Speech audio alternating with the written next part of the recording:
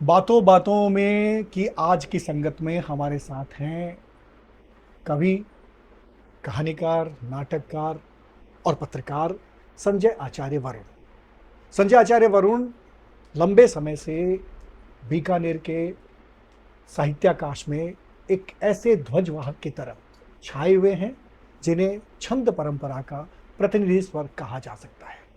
आज हम बात करेंगे कि किस तरह से बीकानेर की छंद परंपरा से जुड़ करके आपने राष्ट्रीय स्तर पर जो नाम कमाया है, उसके पीछे कौन सी वो ताकत, कौन सी वो शिद्दत और कौन सी वो कलात्मक ऊर्जा काम कर रही है जिसने संजय आचार्य वरुण को संजय आचार्य वरुण बनाया। संजय जी, आपका इस संगत में बातों ही बातों में स्वागत है, अभिनंदन है।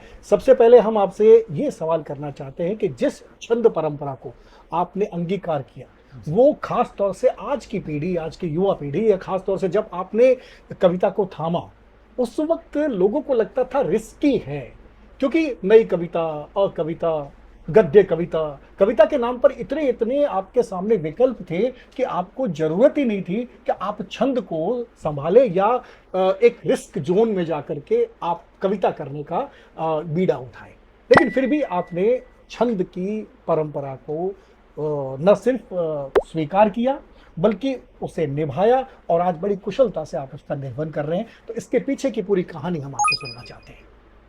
हरीश जी, ये बहुत ही स्वाभाविक रूप से हो गया। जी मैंने कभी इस बारे में सोचा नहीं था कि मुझे छंद मुक्त लिखना है या छंदबद्ध लिखना है, जी जी दोहा लिखना है, गजल लिखना है, गीत लिखना है, नई कविता लिखनी है। ये इतना स्वाभाविक रूप से हुआ कि जैसा कि हम कहा करते हैं कि विचार जी जी। अपनी विधा खुद तलाश लेता है, बिल्कुल। वैसा ही मेरे साथ हुआ। कभी मैंने सोच करके नहीं लिखा कि मुझे छंद में लिखना है या मुझे छंद मुक्त लिखना जी है। जिस तरह से विचारों ने अपने आप को ढाला, जी मैं उसमें एक माध्यम बनकर उनको ढालता गया। जी और छंद की परंपरा मुझे विरासत में जरूर मिली जी। है। बिल्कुल। और छंद को सीखने में, छंद को अपने अंदर उतारने में मुझे पिताजी का बहुत गौरी आशीर्वाद शंकर जी और अरुण। सहयोग मिला, गौरी जी शंकर जी आचार्य अरुण का। जी क्योंकि वो मंच के कवि थे। जी। गीत और छंद, दोहे, जितनी भी हमारी अच्छा। पारंपरिक विधाएं हैं, उनके अंदर वो लिखा करते थे। और धीरे धीरे स्वाभाविक रूप से मेरा आकर्षण भी छंद की तरफ होने लगा। आज मैं दोनों तरीके से लिखता हूँ। जी छंद मुक्त भी लिखता हूँ और छंद में भी लिखता हूँ, लेकिन कभी सोच के नहीं लिखता जी कि मुझे ये लिखना है। स्वाभाविक रूप से जो विचार आता है वो अपने आप अपनी विधा खुद जी तलाश लेता है जी। और मैं उसमें एक माध्यम बन जाता हूँ। बिल्कुल, आपने सही बात की कि विचार का जो तत्व है, अगर आपके पास कहन है, तो जी। फिर आपके रास्ते अपने आप बनने शुरू हो जाते हैं। लेकिन जिस छंद परंपरा की बात कर रहा हूँ और आपने भी ये स्वीकार किया कि आपके पिताजी से आपको ये विरासत मिली है, तो मैं तो ये कहूँगा कि आपको गुट्टी में छंद मिला और बिल्कुल। उससे क्या हुआ कि आपको सीखने की जरूरत ही नहीं पड़ी। आपको, मुझे तो लगता है कि पुकारा भी जाता होगा तो छंद में पुकारा जाता होगा। तो ये जो बात हुई, और उसके बीच में अपन कहते हैं कि क्योंकि आपके पिताजी की परंपरा है, आपने खूब सारी बातें उनसे सुनी भी होगी, तो बीच में जो छंद मुक्त का जो आया था, उसमें भी एक बात बड़ी महत्वपूर्ण होती थी कि वो कहते थे हम छंद मुक्त लिख रहे हैं, लेकिन हम लय को नहीं छोड़ रहे हैं। आप इस लय को किस रूप में समझते हैं? कविता में लय क्या है? कविता के अंदर एक आंतरिक लय होती है, जी। चाहे वो छंद में है बिल्कुल। तो भी उसमें लय है, वो जी छंद मुक्त है तो भी उसमें लय जी है। जी। ये सीख मुझे मिली हरीश बादाणी जी से। बिल्कुल। मुझे उनका बहुत सानिध्य मिला और उन्होंने मुझे ये कहा कि उस समय मैं तो आज भी एक विद्यार्थी हूँ और आज भी सीखने की प्रक्रिया में हूँ। जी तो उन्होंने ये कहा कि गीत लिखो, गजल लिखो, छंद लिखो, छंद मुक्त लिखो, मुक्त छंद लिखो। ठीक है। उनका एक हाँ, अपना छंद मुक्त और मुक्त छंद, बिल्कुल। मुक्त छंद का उनका एक अपना तरीका था। तो मैंने उनसे सवाल किया था कि मैंने कहा कि ये मुक्त छंद क्या है। हम्म। तो उन्होंने बताया कि मुक्त छंद एक जो बंद है गीत का, जी, उसके अंदर 4 पंक्तियां हैं।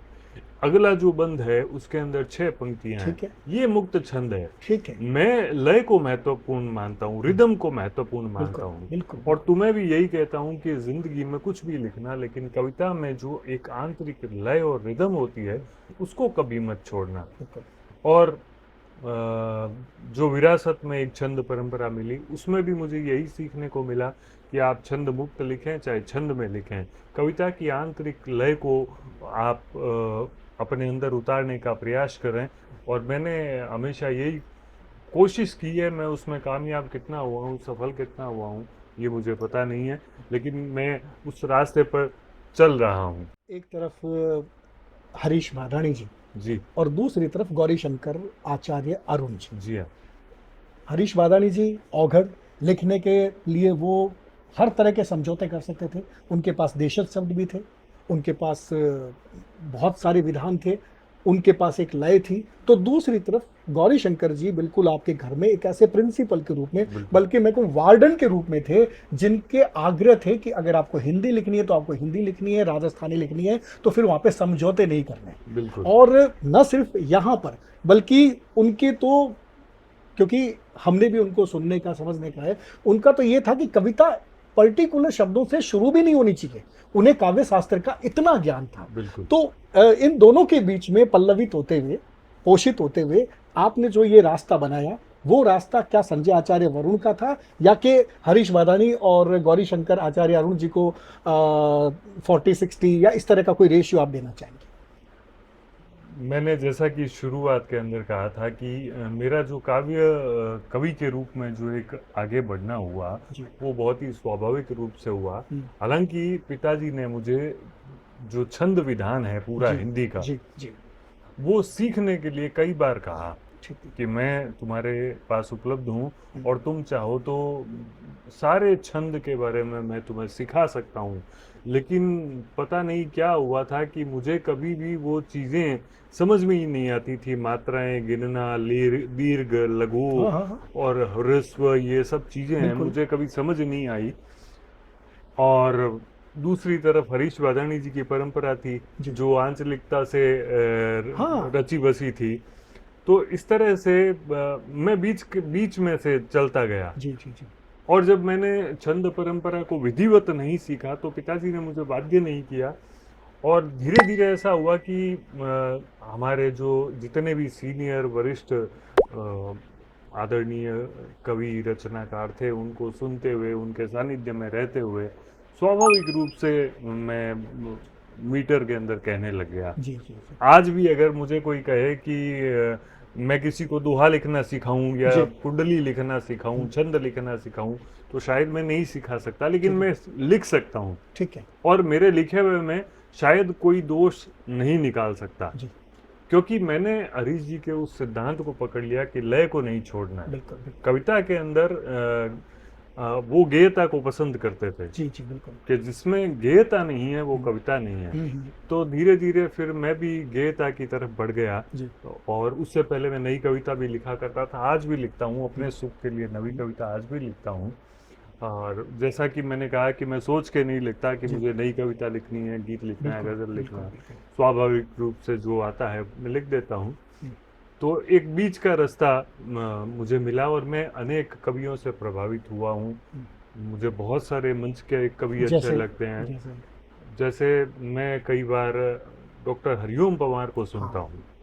ठीक है, उनकी विचारधारा एक अलग है, राष्ट्रवाद है उनकी विचारधारा में, लेकिन उनका जो प्रेजेंटेशन है, उनकी जो शब्दावली है, उनका जो बात कहने का तरीका है, वो मुझे बहुत गहरे तक प्रभावित करता है। जी बच्चन को मैंने बहुत थोड़ा पढ़ा है, ज़्यादा जी। नहीं पढ़ा, लेकिन बच्चन मुझे अपने हरीश वादाणी जी के बहुत करीब लगते हैं। क्या बात है। और कहीं कहीं मैं उनको कबीर के करीब पाता हूँ। बहुत सारी रचनाएं मेरे हरिवंश राय पास। बच्चन को। जी। जी। बच्चन को कबीर की तरह उनकी भाषा लगती है, उनकी सोच लगती है, उनकी कई सारी रचनाएं मैंने संकलित करके रखी हुई हैं।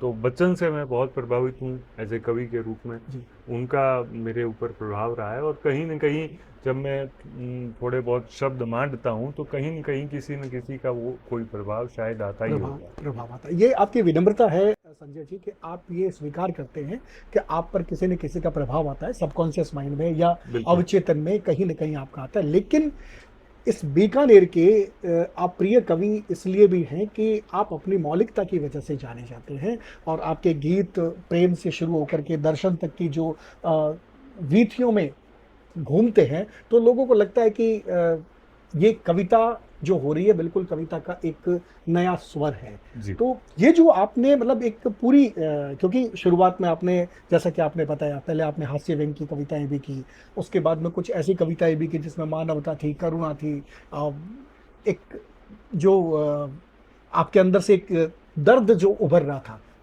जैसे अपन कहते भी हैं कि अगर दर्द नहीं होगा तो आप कविता कैसे करेंगे, लेकिन जी। वहां से आज जो आपकी कविता बड़ी मैच्योर कविता के रूप में, और लोग तो कहते हैं कि संजय आचार्य की कविताओं में फिलॉसफी दिखती है, दर्शन दिखता है, और ये मेरे को लगता है कि आपके लिए बहुत बड़ा अवार्ड है।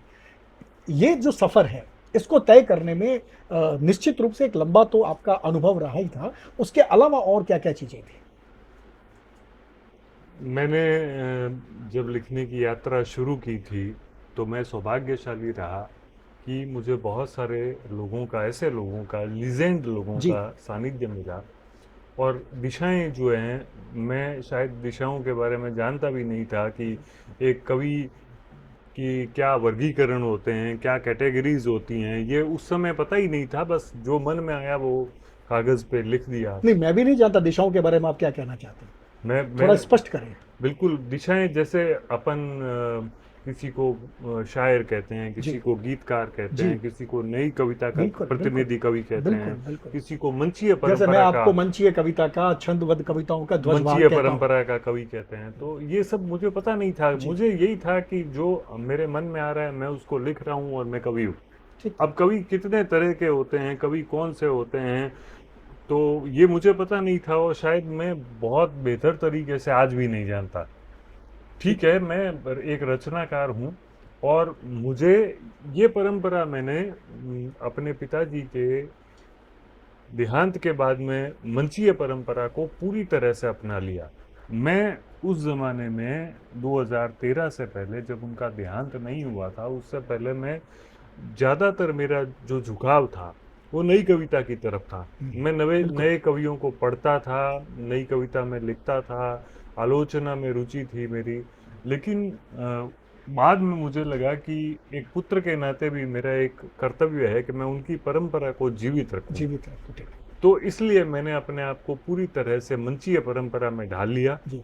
और मैं मंच की परंपरा में शामिल हो गया। उसके लिए मुझे हास्य भी लिखना पड़ा, मुझे व्यंग्य भी लिखना जी। पड़ा, मुझे अपने दर्द जो होते हैं उन दर्दों को अपने अंदर रख करके, और ज़माने का दर्द, जी। आवाम का दर्द, लोगों की बात करनी पड़ी। और मुझे अच्छा लगता है कि मैं आज, जब इसीलिए लोग मुझे शायद थोड़ा बहुत पसंद करते हैं कि मैं लोगों की बात करने की कोशिश करता हूँ, और कहीं न कहीं थोड़ा बहुत उसमें कामयाब हो जाता हूँ, तो लोगों को लगता है कि ये हमारी बात है। लेकिन संजय जी, मंच बहुत मुश्किल है, और जब मैं ये कहता हूँ तो इसके पूरा वाक्य ऐसे बनता है कि मंच मिलना बहुत मुश्किल है आज जी। के इस लॉबिंग के दौर में। बल्कि कवि सम्मेलनों में तो बाकायदा ठेके छूटते हैं। बिल्कुल। कवि इसलिए चर्चित होते हैं कि वो बड़ी बड़ी फीस लेते हैं, बड़ी बड़ी राशि लेते हैं। ऐसे समय में आपके पास न तो कोई लॉबी है, न कोई ऐसा कोई गॉडफादर है जो आपको उंगली पकड़ करके ले जाए, लेकिन फिर भी आपकी कविता को चाहने वाले हैं। लोग चाहते हैं कि संजय आचार्य वरुण, वो पर्टिकुलर कविता, जैसे आप स्टेज पे जाते हैं तो बाकायदा लोग कहते हैं कि ये कविता आप हमें सुनाओ। तो ये जो जगह बनाई है उसके लिए कोई ना कोई मेहनत तो आपने की होगी। मैं थोड़ा सा आपके सवाल से हट करके एक महत्वपूर्ण मुद्दा जो इसी सवाल से कहीं न कहीं बिल्कुल जुड़ा हुआ है बिल्कुल। उस पर बात करना चाहूँगा। दरअसल मुझे ये लगता है कि मंच की कविता, जी। कविता है ही नहीं। बिल्कुल। मंच की कविता क्या बात है। भटक चुकी है। क्या बात और जो बड़े-बड़े मंचों पे बड़े-बड़े नाम हैं, जो कवियों के रूप में आमंत्रित किए है। जाते जी। हैं, उनके जी। बड़े-बड़े होर्डिंग्स लगते हैं, वे लोग परफॉर्मर हैं। जी। मैं उनको कवि के रूप में नहीं मानता। मैं बहुत ही क्षमा प्रार्थना के साथ में व्यक्तिगत नाम भी ले सकता हूँ। मैंने कभी भी सुरेंद्र शर्मा जी को बहुत मैं आदर करता हूँ, लेकिन मैं उनको कवि के रूप में कभी नहीं कहता कि कवि सुरेंद्र शर्मा। ठीक है। मैं नहीं मानता कि वो, उन्होंने अगर मैं साहित्य के दृष्टिकोण से बात बिल्कुल करूं बिल्कुल। तो कहीं न कहीं जाकर उन्होंने कविता का नुकसान ही किया है। ठीक बात। मंच की एक बहुत ही समृद्ध परंपरा हमारे हिंदुस्तान में रही है। बहुत सारे नाम हम याद कर सकते हैं। आज वो धीरे धीरे वो सारे नाम खत्म हो चुके हैं और मंच मंच की जो कविता है वो एक परफॉर्मिंग आर्ट बन करके रह गई है। कविता कहीं नहीं है। आज से 10-15 साल पहले तक कुछ ऐसे कवि थे, जैसे मैं उदाहरण के तौर पर अगर मंच की हास्य परंपरा की बात करूं जी तो ओम प्रकाश आदित्य थे। ठीक। ऐसा नाम था जो हास्य को गाता था, बिल्कुल और हास्य जो गाया जाएगा वो फुअर्ड नहीं होगा, जी वो कहीं ना कहीं हास्य होगा। लेकिन आज हास्य जो है बिल्कुल चुटकुलेबाजी रह गई है, एक्टिंग हो गई है। उसके अंदर आप लोगों से मतलब किस तरह से लोगों को प्रभावित कर सकते हैं, कितना बांधे हुए रख सकते मतलब हैं, नाचना नाचना बाकी रहा है अब। बस वही शेष रहा है कि नाचना, म्यूजिक भी शामिल होने लग गए जी आजकल। जी बिल्कुल, म्यूजिक तो हो गया है। तो ये एक बड़ा कविता के लिए, मंचीय कविता के लिए, मंचीय कविता में और परफॉर्मेंस में एक अंतर जो मिट गया है, जी उसको बहुत सारे लोग, बहुत सारे कवि एक आंदोलन के रूप में काम कर रहे हैं मंच की कविता को बचाने के लिए। ठीक है। और मैं उस परंपरा में, उस आंदोलन में कहीं न कहीं अपने आप को एक छोटा सा, बहुत छोटा सा तत्व मानता हूँ कि मैं कोशिश कर रहा हूँ, चाहे मेरी कोशिश कितनी कामयाब हो न हो, लेकिन मेरा एक प्रयास है कि मंच पर कविता जिंदा रहनी चाहिए। मतलब आपको इस बात की एक तो आश्वस्ति है कि सुनने वाले आज भी हैं, जी लेकिन उनको कहीं ना कहीं डाइवर्ट होना पड़ रहा है। उनको जब मिल ही नहीं रहा है तो वो कहाँ जाएंगे। और आप उस अभियान का हिस्सा हैं जो घोषित अघोषित रूप से इस देश में अंतरधारा के रूप में चल रहा है बिल्कुल। कि किसी न किसी रूप में छंद को बचाया जाए, मंचीय कविता को बचाया जाए। और संजय जी, इसके पीछे कहीं ना कहीं आपका पत्रकार होना तो काम नहीं कर रहा, क्योंकि आप एक पत्रकार भी हैं और पत्रकार किसी न किसी रूप में एक एक्टिविस्ट भी होता है। उसके मन में बहुत सारी चीज़ों को लेकर के एक भाव जागता रहता है कि ये गलत हो रहा है, या हम इसको सही कर सकते हैं, या कैसे करवा सकते हैं। क्योंकि आप एक पत्रकार भी हैं, आप एक ड्रामा राइटर भी हैं, आपने नाटकों के निर्देशन भी किए हैं, अभिनय भी किया है। तो वही बात है, जैसा कि आपने पहले कहा था कि किस तरह से आप इन सब चीज़ों को साध लेते हैं। तो ये जो आप एक अभियान के रूप में जो चला रहे हैं, मुझे लगता है कि ये बहुत बड़ा एक आज के समय में सरोकार है। तो ये इसके बारे में और कैसे इसको आगे बढ़ा सकते हैं?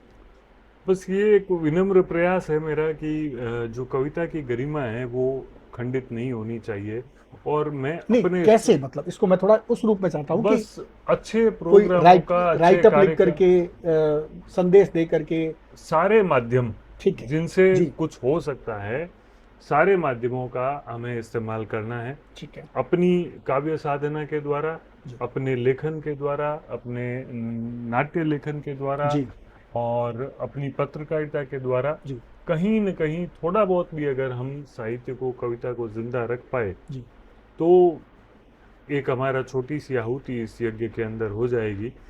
तो इसके लिए मैं जब भी जाता हूँ तो मैं अपने साथ में कुछ ऐसे लोगों को साथ में ले जाने की कोशिश करता हूँ, किसी भी कार्यक्रम में, किसी भी कवि सम्मेलन में। जी वहाँ पर हम श्रोताओं से ये आग्रह करते हैं कि हम अच्छा। आपको शुद्ध कविता सुनाएंगे। अगर आप सुनना चाहते हैं ठीक है तो आपका बहुत बहुत स्वागत है। और अगर आप मनोरंजन के मूड में हैं, और जिस तरह की एक कविता अभी मंच पर चल रही है वैसी कविता हमारे पास नहीं है, तो अक्सर ऐसा ही होता है कि लोग हमारे आग्रह को स्वीकार करते हैं। कोई ऐसा अनुभव बताइए कि आप कहीं गए, वो लोग कुछ आपसे कुछ और चाह रहे थे और आपने जब कुछ और सुनाया जो छंद में था या मंच के इस मिजाज के अनुरूप नहीं था, जी, तो उस वक्त किस तरह कोई ऐसा अनुभव? बहुत सारे अनुभव हुए हैं। जी। और ख़ास तौर से मुझे ग्रामीण क्षेत्रों के अंदर कवि सम्मेलनों में जाने का अवसर मिला है। जी तो मैं आपको बताना चाहूँगा कि हम एक बार गढ़साना में जी गए थे। जी तो उन्होंने, आयोजकों ने मुझे आमंत्रित किया था, तो मैंने कहा कि मेरा एक आग्रह है, आपने अभी कुछ कवियों को कहा तो नहीं है? तो उन्होंने कहा नहीं। मैंने उनसे आग्रह किया कि मैं कुछ ऐसे कवि लेके आना चाहता हूँ, तो आप कवि तय करने का जो जिम्मेदारी है वो मुझे दें। ठीक है तो उन्होंने कहा कि हम 3-4 लोगों को तो बुलाना चाहते हैं विशेष रूप से। तो मैंने कहा आप उनको बुलाइए, बाकी का जो जिम्मा है आप मुझे दीजिए। तो मैं ऐसे लोगों को अपने तरफ से मैंने प्रयास किया कि जो शुद्ध कविता की साधना करते हैं, हम्म। और हमने तो उसी नाम तरीके से, नाम बताना मैं चाहिए। नाम बताना चाहूँगा, उसमें हमारे बीकानेर से आनंद भी आचार्य जी बिल्कुल थे। बिल्कुल और हमारे बीकानेर से मंच की एक परंपरा, जो हास्य की परंपरा है, उसमें हमारे विजय धमीजा जी हाँ थे, बिल्कुल। वो हमारे साथ में थे। सरदार अली पडिहार जी हमारे जी साथ में थे, मैं था, और भी मनीषा आर्य सोनी जी जी और बहुत सारे लोग थे, बीकानेर के 3-4 लोग और थे, मैं सबके नाम विस्मृत कर रहा हूँ। तो वहाँ पे एक ऐसा कविता का माहौल बना कि उन्होंने कहा कि हम हर बार इन्हीं कवियों को सुनना चाहेंगे, और बाहर से भी लोग आए थे। मतलब उसमें कोई चुटकुलेबाजी नहीं थी, कोई बिल्कुल जुमलेबाजी नहीं नहीं थी। है, ऐसा साहित्यिक माहौल बना गांव के एरिया में, गांव के क्षेत्र में। सुरेंद्र चतुर्वेदी उस कार्यक्रम में आए हुए थे, और उन्होंने भी अपनी बहुत ही शानदार गजलें प्रस्तुत की, और ग्रामीणों ने बहुत आनंद लिया। जी कोई कॉलेज के अंदर फंक्शन था, और 9 साढ़े 9 बजे कार्यक्रम शुरू हुआ, जो रात को 2-2:30 बजे तक चलता रहा। जी तो ऐसे बहुत सारे अनुभव हुए हैं, और लोग आज भी कविता को पसंद करते हैं।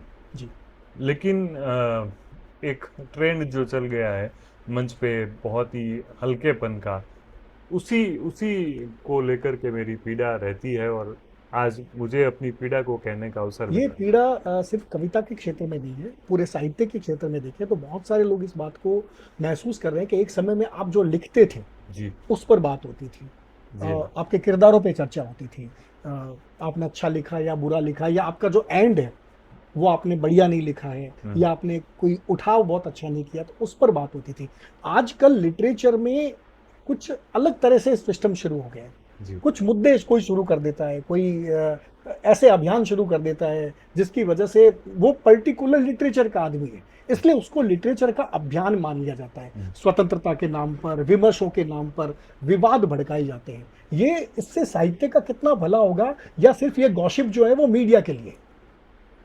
इससे मेरी दृष्टिकोण में साहित्य का कुछ भी भला नहीं होगा। जी ये अपनी पहचान बनाने के लिए किए जा रहे उपक्रम हैं। सीधे सीधे तौर पर तो मैं इनको यही कहूँगा, वाह वाह, और जिसमें क्योंकि मीडिया वालों का सहारा मिल जाता है। मीडिया है, और अब तो सोशल सोशल मीडिया। मीडिया का जो दौर है, सोशल मीडिया सबसे ज़्यादा प्रभावी है जी आज के जी दौर जी में। जी और अगर आपका साथ कोई दूसरी मीडिया नहीं भी देती है, तो आपके पास में इतने फॉलोअर्स होते हैं कि आप कुछ हजार लोगों तक अपनी बात पहुंचा सकते हैं। बिल्कुल बिल्कुल। तो उनको दरअसल मूल रूप से मुद्दा यही होता है कि उनको अपनी पहचान, अपनी दुकान जमानी होती है। जी, सीधी सीधी गणित तो ये होता है। जो लिख ना करके तो कुछ नहीं कर सकते। जो लिख करके नहीं कर सकते, जो साहित्य एक साधना का क्षेत्र है, बिल्कुल साहित्य फौरी तौर पे नहीं आता। बिल्कुल। मैंने बहुत सारे बड़े लोगों के मुंह से ये सुना हुआ है, बड़े साहित्यकारों के मुंह से सुना हुआ है, कि जब आप कम से कम 10,000 शब्द पढ़ते हैं, तो जी, आपको एक शब्द आता है बोलना। लिखने जैसे, बोलने जैसे, कहने जैसे बिल्कुल। होते हैं। तो पढ़ने की प्रवृत्ति, हम चर्चा करते हैं कि आम जन के अंदर पढ़ने की प्रवृत्ति कम हो रही है। मैं कहता हूं कि साहित्यकारों में, सृजकों के अंदर भी पढ़ने की प्रवृत्ति नहीं है। अच्छा, तो अगर लिखेंगे कैसे? बिल्कुल, मैं बहुत ईमानदारी से ये स्वीकार करता हूं कि मेरे 10 मित्र रचनाकार मित्र हैं, जी और मुझे आप उनके साहित्य के बारे में सवाल करें तो मैं उन पर बात नहीं कर पाऊंगा। जी ये कटु सत्य है। जी और यही स्थिति उन्हीं 10 लोगों की भी है। वो मेरे साहित्य पे नहीं जानते कि मैं क्या लिख रहा हूँ, मैं क्या कर रहा हूँ। मेरा वो इतना जानते हैं कि ये ड्रामा भी लिखता है, ये कविता भी लिखता है, ये गीत भी लिखता है, ये कहानी भी लिखता है, लेकिन मैंने क्या लिखा है वो, अगर विमर्श की बात आए तो हम विमर्श नहीं करते हैं, एक दूसरे को भी नहीं पढ़ते हैं। पढ़ने की प्रवृत्ति सृजकों के अंदर भी बहुत कम है। मतलब आपका ये कहना है कि न सिर्फ आपस में पढ़ा जाता है, बल्कि जो लब्ध प्रतिष्ठित जो साहित्यकार हैं, या कंटेम्प्रेरी जो राइटिंग हो रही है उसको भी नहीं, मतलब राष्ट्रीय स्तर पर जो लिखा जा रहा है या मैगजीन में जो छप रहा है उस पर भी लोग टच में नहीं है। मैं दरअसल हिंदी के अंदर जो आलोचना चल रही है, जी मैं उससे बिल्कुल भी संतुष्ट नहीं हूँ। जी जी आलोचना एक बहुत बड़ी समस्या हमारे साहित्य में अभी जो देखी जा रही है, वो ये है कि साहित्य वर्गों में, खांचों में बटा हुआ है। 20 लोगों का एक वर्ग है जो काम कर रहा है, 20 लोगों का एक अलग वर्ग काम कर रहा है, 20 लोगों का एक अलग वर्ग काम कर रहा है। वो अपने किसी व्यक्ति के साहित्य पर आलोचना कर रहे हैं, वो अपने किसी व्यक्ति पर आलोचना कर रहे हैं। पुरस्कारों की जो राजनीति है, वो उससे आप सभी बिल्कुल वाकिफ हैं। बिल्कुल बिल्कुल। वही चीज़ें साहित्य में, आलोचना में भी हो रही हैं। मैं कितना ही अच्छा लिख रहा हूँ, मैंने 5 किताबें लिख दी, मैंने 6 किताबें लिख दी, मेरी एक भी किताब पर किसी भी आलोचक ने कभी भी कुछ नहीं लिखा। हम्म, क्या ये मेरे साथ में तो चलो कोई अन्याय नहीं है, लेकिन मैं एक समय के लिए लिख रहा हूँ, एक कालखंड के लिए लिख रहा हूँ, उस कालखंड के साथ में ये एक कहीं न कहीं एक छलावा नहीं है क्या? आलोचन एक रचनाकार के नाते मैं आपको सीधा सवाल पूछता हूँ, यहाँ पे जी, संजय आचार्य वरुण नहीं है। जी हाँ। अगर एक रचनाकार को आज के समय में लॉबी नहीं मिलती है, पुरस्कार नहीं मिलता है, हुँ, रिकॉग्नाइजेशन नहीं मिलता है, जी। तो क्या वो जी नहीं सकता? बहुत सारे लोग हैं जो नहीं जी सकते हैं, जी। और बहुत सारे जो होते हैं वो अपना काम करने में अपनी सफलता मानते हैं। मुझे कोई बहुत बड़े पुरस्कार नहीं मिले हैं, अभी तक तो नहीं बिल्कुल। मिले हैं, लेकिन आपका नाम और है। कभी कोई मुझे ये इच्छा भी नहीं है कि कोई जी। बहुत बड़ा पुरस्कार मिले, और मैंने उसको सोच करके कभी कोई किताब नहीं लिखी, जी। या कोई कविता नहीं लिखी, या जी। कोई गीत नहीं लिखा। और बहुत कम अवसर ऐसे आए हैं कि जब मैंने किसी पुरस्कार के लिए शायद एक आध बारी मैंने आवेदन किया हो। जी। मैंने कभी कोई आवेदन नहीं किया, क्योंकि मेरे लिए सबसे बड़ा पुरस्कार जो है वो जनता का प्यार है। मैं आज किसी मंच पर खड़ा होता हूँ और 10 लोग उस कार्यक्रम से उठकर जा रहे होते हैं, और जब मेरा नाम पुकारा जाता है तो वो वापस बैठ जाते हैं, तो मुझे इससे बड़ा पुरस्कार अब नहीं मिल सकता। बिल्कुल। ये बहुत सबसे बड़ा ये पुरस्कार जो है मेरे ये जो लिए। जनता का स्नेह है, जी, वो पुरस्कार मिलता है। और बात आपने हिंदी की थी। जी, आप राजस्थानी में भी लगातार लिख रहे हैं जी, और अच्छा लिख रहे हैं। जी हाँ, ऐसा नहीं है कि सतही लिख रहे हैं। और अगर देखा जाए तो राजस्थानी में भी वही सारी बातें लागू होती हैं कि उसको भी पढ़ने वाले लोग नहीं हैं, इतने ही लोग हैं, लेखक ही पाठक है, पाठक ही लेखक है।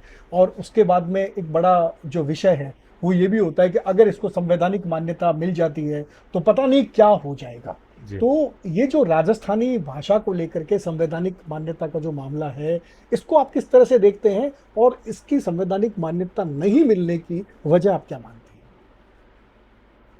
देखिए हरीश जी, राजस्थानी भाषा को मान्यता नहीं मिलने की वजह तो बहुत सारी हो सकती हैं, लेकिन जी। मोटे तौर पर अगर मैं कहूँ तो राजनीतिक इच्छा शक्ति की कमी है। बिल्कुल। सीधी सीधी बात है। जी। जी। हमारी भाषा के अंदर कोई कमी नहीं है।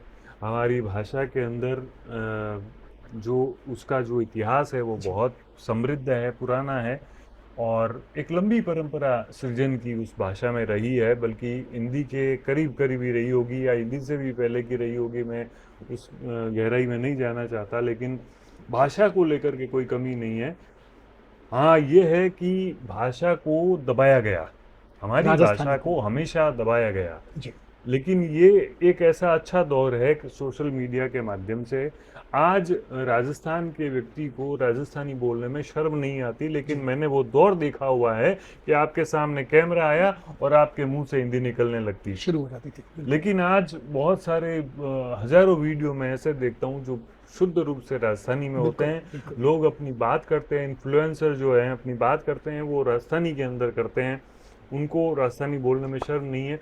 अब थोड़ा सा जो है वो राजस्थान का जो निर्माण कुछ इस तरह से हुआ है जी। कि उसके अंदर कई हिंदी भाषी क्षेत्र हैं, बिल्कुल। और उनका अपना एक राजनीतिक वर्चस्व है। जी। इस वजह से भी राजनीतिक लोग ये जोखिम नहीं उठाना चाहते राजस्थानी को मान्यता देने की, और कुछ हमने जो बोलियों को राजस्थानी मान रखा है, जी। मैं इसमें साहित्यकारों को भी दोषी मानता हूँ। ठीक है। जो हमारी बोलियां हैं, मारवाड़ी है, ढूंढाड़ी है, और मतलब मालवी है, बिल्कुल वो सभी अपनी अपनी बोलियों को राजस्थानी भाषा मानते हैं। ठीक बात ये उनकी एक कमी है। हमें एक रूपता पे काम करना होगा। और दूसरी महत्वपूर्ण बात मैं ये कहना चाहूँगा कि राजस्थानी के अंदर विभिन्न साहित्य के अलावा विभिन्न विषयों का लेखन होना चाहिए। है। जी। जी। उससे भाषा समृद्ध होगी। आज जब आप कहेंगे कि आपकी भाषा को मुझे भूगोल की एक किताब चाहिए, या मुझे नहीं मिलेगा। विज्ञान की एक किताब चाहिए, या मुझे ज्योतिष की एक किताब चाहिए,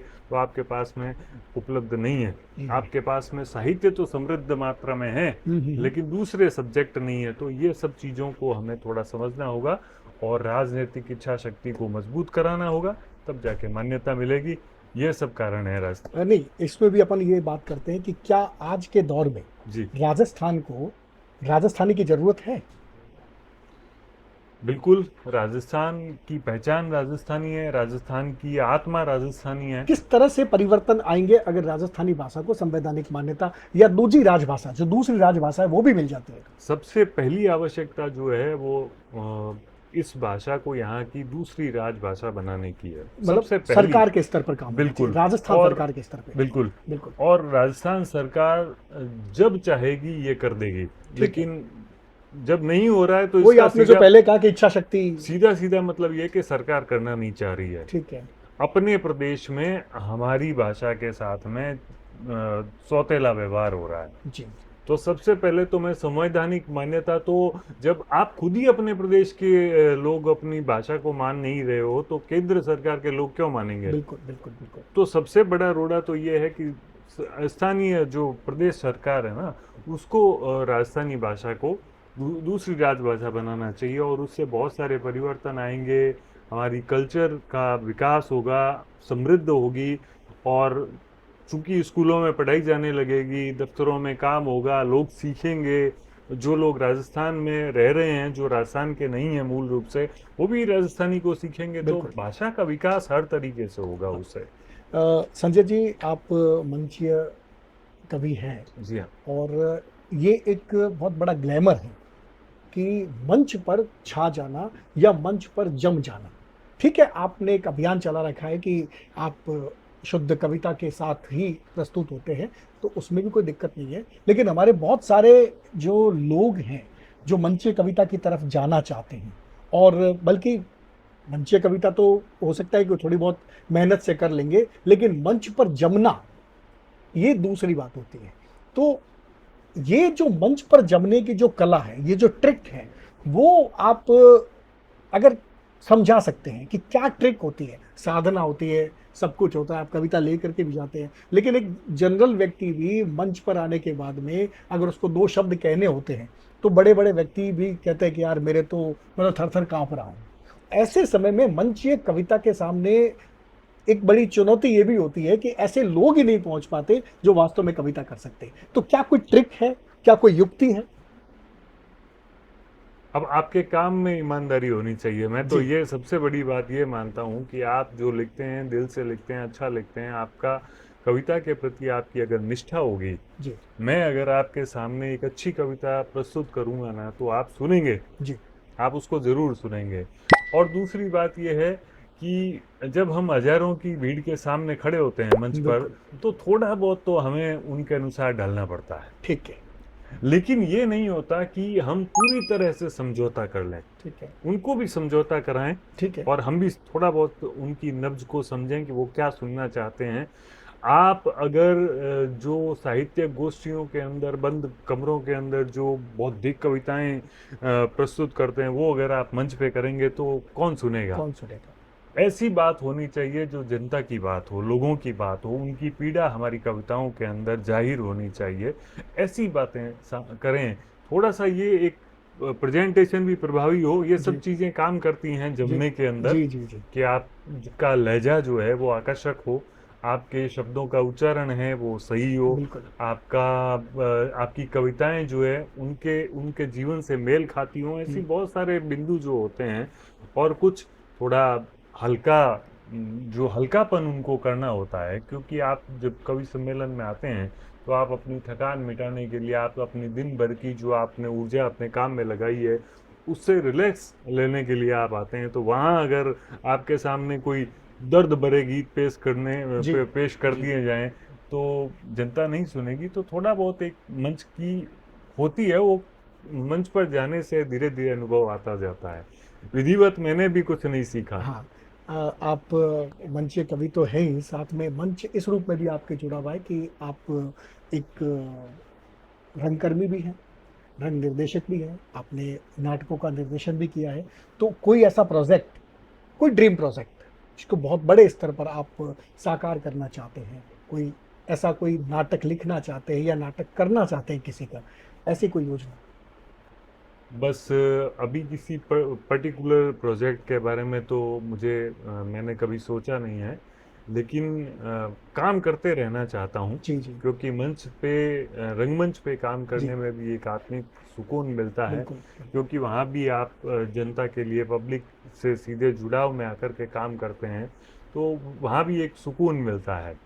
तो मैं कभी जब ऐसा कोई प्रोजेक्ट कोई ऐसा दिमाग में कॉन्सेप्ट, आएगा, कोई ऐसा कोई किरदार जिस पर आप कुछ लिखना चाहते हो, कभी आपके मन में कि अगर कभी समय मिला तो मैं इस किरदार को साकार करूंगा? बहुत सारे किरदार जी जो अपने जीवन में हम देखते हैं, तो हम्म, कई बार वो दिमाग में स्थायी रूप से बस जाते हैं, और जब कभी लिखने बैठते हैं तो वो किरदार, मैंने ऐसे कई कैरेक्टर्स पे लिखा भी है, बिल्कुल और कई नाटकों को लोगों ने पसंद भी किया बिल्कुल है, सराहा भी है। हम्म, वैसे और भी बहुत सारे कैरेक्टर दिमाग में हैं कि वो अलग अलग ड्रामाज के अंदर कभी न कभी आएंगे। कभी ना कभी आएंगे। अब कुछ लोगों का ये मानना है कि संजय आचार्य वरुण दर्शन की कविताओं की ओर बढ़ रहे हैं। आप कैसे महसूस करते हैं इसको? कबीर की ओर बढ़ रहे हैं? कुछ कुछ मुझे भी ऐसा लग रहा है कि हमें जीवन का जो सत्य है उससे, जीवन के जो जितने भी सत्य हैं, या एक सत्य है या अनेक सत्य है, जी जी मैं इस बहस में नहीं पढ़ना चाहूँगा, लेकिन जीवन का जो सत्य है उससे भी हमें थोड़ा थोड़ा उसकी तरफ भी देखते रहना चाहिए, क्योंकि कबीर हो या उसी परंपरा के दूसरे जो भी लोग हों, जी उन्होंने हमारे सामने हमारे जीवन का जो एक्सरे होता है वो सामने वो रखा रखा था है। अपने। और मैं अपने युग का रचनाकार हूँ। मैं अगर अपने युग के लिए कुछ ऐसा नहीं करूँगा तो मैं अपने युग का, अपने समय का, अपने कालखंड का दोषी हो जाऊँगा, बिल्कुल ऐसा मुझे लगता है। इसलिए मैं कहीं न कहीं थोड़ा थोड़ा उस दिशा में जाता हूँ, या स्वाभाविक रूप से चला जाता हूँ, सोच के नहीं जाता। तो उसमें मेरी रुचि अपने आप ही स्वाभाविक रूप से है, और मेरे गीतों में ऐसा दर्शन आता है। और मैं, जैसा कि मैंने शुरुआत में कहा कि मैं प्रयास करके कुछ नहीं जी करता। जी जी मैंने अपने पिताजी को कविता लिखने की प्रक्रिया से निकलते हुए देखा है। जी वो रात को अचानक से नींद से जाग करके और हाँ मुझे उठा करके कहते थे, कॉपी पेन लाओ, मेरे शेर आ रहा है या मेरे गीत आ रहा है। गीत आ रहा है। तो मैं उस, कहीं न कहीं वो मेरा अवचेतन में वो परंपरा है, बिल्कुल। तो मैं सोच के तो नहीं लिखता, लेकिन ये विषय मुझे ठीक लगते हैं, अच्छे लगते हैं, मेरी रुचि है इनके अंदर। संजय आचार्य वरुण सोच के नहीं लिखते, लेकिन ये बात मानते हैं कि मनुष्य के रूप में अगर वो कवि हैं तो उन्हें अपने समय का प्रतिनिधित्व करने की जिम्मेदारी को बखूबी निर्वहन करना है। आज हमारे साथ संजय आचार्य वरुण ने आपसे बहुत सारे विषयों पे बात की, और हम ऐसे ही हर बार एक बिल्कुल इस तरह के व्यक्तित्व के साथ आपसे चर्चा करेंगे जिन्होंने अपने क्षेत्र में अपना कीर्तिमान बनाया है, अपना नाम किया है और अपने होने के अर्थ को पाया है। संजय जी हमारे साथ रहे, इसके लिए आपका बहुत बहुत धन्यवाद।